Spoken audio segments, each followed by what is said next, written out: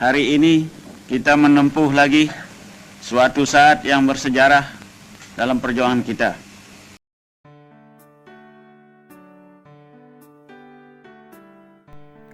Halo Bapak, Ibu, teman-teman, dan siapapun yang menyaksikan video ini.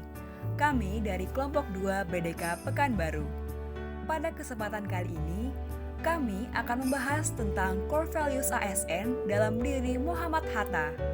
Core values yang dimaksud adalah berakhlak, yang merupakan akronim dari berorientasi pelayanan, akuntabel, kompeten, harmonis, loyal, adaptif, dan kolaboratif. Muhammad Hatta lahir di Bukit Tinggi pada tanggal 12 Agustus 1902. Beliau dikenal sebagai seorang negarawan besar Indonesia.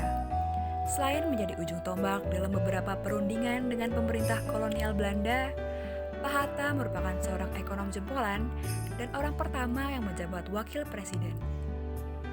Salah satu julukan Pak Hatta adalah Bapak Perumahan Nasional. Pak Hatta sangat peduli terhadap setiap kebutuhan rakyat, termasuk tempat tinggal.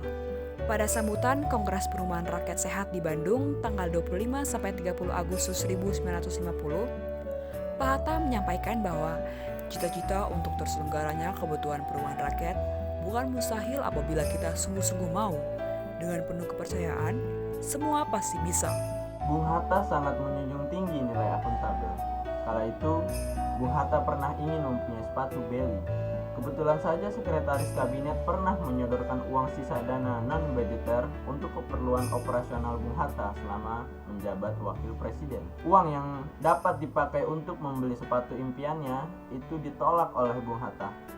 Ia melakukan itu karena tak ingin meracuni diri dan mengotori jiwanya dari rezeki yang bukan haknya.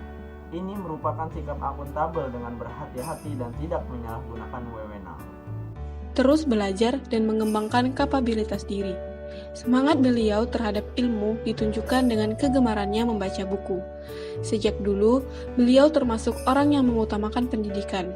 Hal ini terlihat dari partai yang didirikannya, PNI Baru, yang merupakan partai kader yang rajin menyelenggarakan pendidikan untuk rakyat.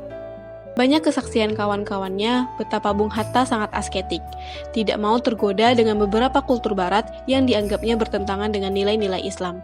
Meskipun demikian, Bung Hatta amat menghargai kultur orang lain itu meskipun ia sendiri tidak ikut ambil bagian atau larut dalamnya.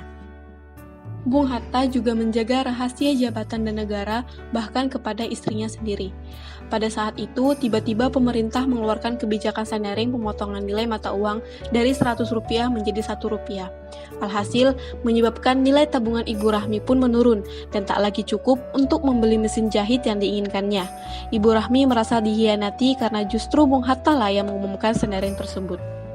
Bung Hatta mendapat gelar sebagai Bapak Koperasi berkat perannya dalam memajukan koperasi di Indonesia. Ia banyak memberikan ceramah serta menulis berbagai karangan dan buku-buku ilmiah mengenai ekonomi dan koperasi. Walaupun bukan sebagai penggagas berdirinya koperasi di Indonesia, Bung Hatta menerapkan nilai adaptif dengan memberikan ide-ide kreatif dan inovatif untuk kemajuan koperasi di Indonesia.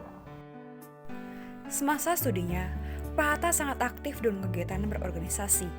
Pada tahun 1921 saat menetap di Belanda, Pak Hatta bergabung dengan sebuah perkumpulan pelajar tanah air yang kemudian berubah nama menjadi Perhimpunan Indonesia atau PI. Pak Hatta menjadi ketua PI secara berturut-turut dari tahun 1925 sampai tahun 1930 dengan memberikan pengaruh perkembangan yang sangat signifikan terhadap jalan pikiran politik rakyat Indonesia. Demikian beberapa contoh implementasi nilai berakhlak dari sosok Muhammad Hatta. Semoga kita semua dapat mengikuti jejak beliau.